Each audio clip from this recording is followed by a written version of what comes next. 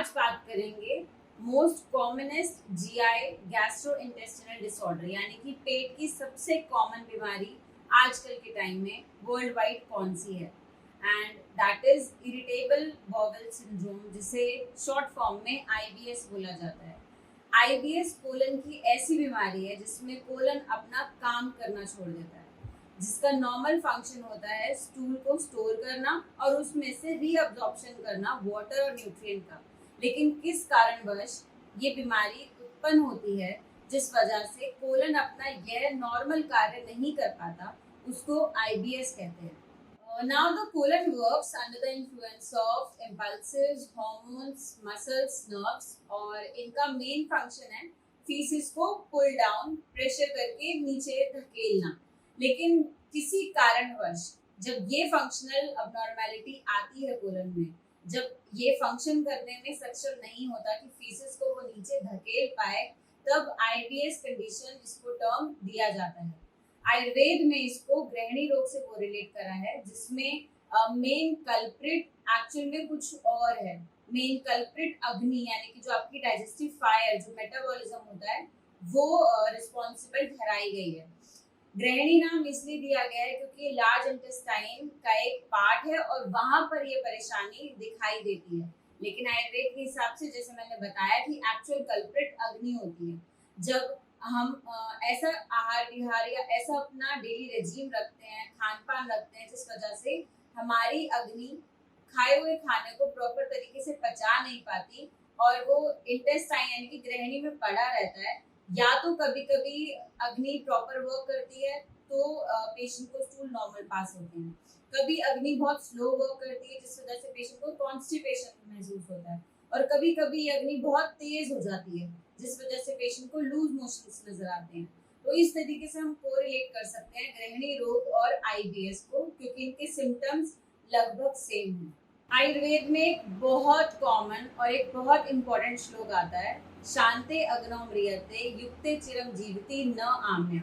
यहाँ पे अग्नि की इम्पोर्टेंस दर्शाई गई है, यानी कि जब एक व्यक्ति की अग्नि शांत हो जाती है तो वो एक मृत्यु की स्टेट होती है, और जब एक व्यक्ति की अग्नि सही रहती है तो एक वो डिजीज फ्री और हेल्दी स्टेट होती है। तो यहाँ से हम आइडिया लगा सकते हैं कि बॉडी का मेटाबॉलिज्म, बॉडी की डाइजेस्टिव फायर प्रॉपर वर्क करनी कितनी इम्पोर्टेंट है। और अगर किसी व्यक्ति को ग्रहणी रोग हो तो आप आइडिया लगा सकते हैं कि उसकी बॉडी में देखा जाए तो कुछ भी नहीं बच रहा है, क्योंकि वो जो भी खा रहा है उसकी बॉडी में अब्जॉर्प्शन प्रॉपरली नहीं हो पा रहा है, और वो जिस तरीके से खा रहा है उसकी स्पीड या तो बहुत तेजी से बॉडी से फ्लश आउट हो रही है या बहुत टाइम तक बॉडी में पड़ी रह पा रही है, जिस वजह से आगे चल के और भी वो बीमारियों में कन्वर्ट हो सकती है। अब कंटेम्प्रेरी साइंस ने तो इसके कॉजेज में ऑटो इम्यून बोल के और लाइफस्टाइल चेंजेस खराब होने की वजह से ये बीमारी का नाम दे दिया है। लेकिन आयुर्वेदा में इसके ढेरों कॉज बताए गए हैं, जिसमें सबसे इम्पोर्टेंट ये है कि आप आपकी अग्नि का ध्यान किस तरीके से रख रहे हैं। अगर आपकी अग्नि ठीक है, आपका खान पान, आपका दिनचर्या इस तरीके का है जो अग्नि को विषेट नहीं कर रहा है, तो आप ठीक रहेंगे और वो इसके कॉजेज नहीं बनेंगे। लेकिन अगर आप इस तरीके का आहार विहार, खान पान, डेली रेजिम रख रहे हैं जिस वजह से आपकी अग्नि विषेट हो रही है, तो वो सारे कॉजेज आईबीएस की कैटेगरी में आएंगे। चलिए अब बात करते हैं कॉजेज की। जो कॉमनेस्ट कॉज हो सकते हैं जो कि आप रिलेट कर पाए, मैं उन कॉजेज की बात करती हूँ। पहला कॉज, ज़रूरत से ज़्यादा खाना। आपको भूख लगी है 2 रोटी की, लेकिन आप खा रहे हैं 4 रोटी, तो ये कॉज बन सकता है कि आपकी बॉडी समझ नहीं पाएगी या आपकी बॉडी उसको पचा नहीं पाएगी, क्योंकि आपकी बॉडी को उतनी रिक्वायरमेंट नहीं है। दूसरा, आपको जितनी भूख लगी है आप उससे कम खा रहे हैं, तो ये भी कंडीशन आईबीएस में ही जाएगा, क्योंकि वहाँ भी आपकी अग्नि कंफ्यूज है, क्योंकि उसको फ्यूल चाहिए था 4 रोटी का, आपने खाई 2 रोटी, तो वहाँ पर भी उसको उसकी सक्षमता से कम अमाउंट में चीज मिल रही है, जिस वजह से वो आगे चल के दूषित हो सकती है। And there might be a chance that your body में अंडरगो आईबीएस। नेक्स्ट हम कॉज की बात करते हैं, दिन में सोना या रात में जागना। ये 2 कॉजेज आयुर्वेद में बहुत इंपॉर्टेंट रोल प्ले करते हैं एक बीमारी को उत्पन्न करने के लिए, क्योंकि ये दोनों कॉजेज ही दोष इम्बैलेंस करने में रिस्पॉन्सिबल हैं। तो या तो किसी कारणवश आप दिन में सो रहे हैं या आप रात में ज़रूरत से ज़्यादा देर तक जाग रहे हैं, तो तब भी आपकी बॉडी को गलत सिग्नलिंग मिलने की वजह से हो सकता है कि आपकी अग्नि आगे चल के विशिएट हो और आईबीएस जैसी प्रॉब्लम में लैंड अप हो। इसके अलावा मंचिंग एक बहुत कॉमन तौर पे देखी गई है, जो आजकल के टाइम में ट्रेंड में है कि लोग बीच बीच में फूड इनटेक करते हैं despite of feeling hungry, just because they want to have something, they crave for something. तो वो 3 घंटे की साइकिल मेंटेन नहीं कर पाते दो मील्स के बीच में, जिस वजह से अगेन उनकी अग्नि, उनका मेटाबॉलिज्म डिस्टर्ब रहता है। कोई भी बीमारी एकदम से उत्पन्न नहीं होती, हर बीमारी का ग्रेजुअली स्टेप्स होते हैं। तो अगर हम एक एक करके सारे फैक्टर्स ऐसे देंगे जो एक डिजीज को उत्पन्न करने में रिस्पॉन्सिबल हैं, तो अल्टीमेटली एक व्याधि उत्पन्न होगी ही होगी। हो सकता है कुछ इंडिविजुअल्स में वो 5 साल का टाइम ले, हो सकता है कुछ इंडिविजुअल्स में वो 2 साल में ही डेवलप हो जाए। अब कॉमन सी बात है कि पेट की बीमारी है तो लक्षण भी पेट वाले ही देखने को मिलेंगे। तो पेशेंट कंप्लेन लेके आता है कि उसके मीठा मीठा दर्द बना रहता है लोअर एब्डोमेन में, और ये दर्द पूरे दिन भी हो सकता है कि कंटिन्यूअस रहे, हो सकता है एपिसोडिक रहे। इसके अलावा क्रॉनिक कॉन्स्टिपेशन या डायरिया, या दोनों ही ऑल्टर्ड एक दूसरे के साथ, ऐसी फीचर्स भी मिलते हैं आईबीएस में। एक बहुत कॉमन सिम्टम है कि पेशेंट बोलता है उसको पीछे पॉटी के रास्ते से कुछ डिस्चार्ज महसूस हो रहा है, जो कि बड़ा चिकना और देखने में झाग सा, फ्रॉथी और स्लाइमी सा, वाइट या फिर ट्रांसपेरेंट होता है। तो ये बहुत इंपॉर्टेंट फीचर है जो कि हमें हेल्प करता है डायग्नोस करने में कि पेशेंट को आईबीएस है। इसके अलावा जो ब्लोटिंग, गैस बनना, फ्लैचुलेंस या एब्डोमिनल क्रैम्प्स, नॉशिया, वॉमिटिंग, इस तरीके के सिम्टम्स भी देखने को मिलते हैं। और एक और इम्पॉर्टेंट फीचर है कि पेशेंट को इसमें भूख नहीं लगती है, और जिस वजह से उनका विद टाइम वेट लॉस भी होता है। क्योंकि जब आपकी अग्नि, यानी कि जो बॉडी को बेसिकली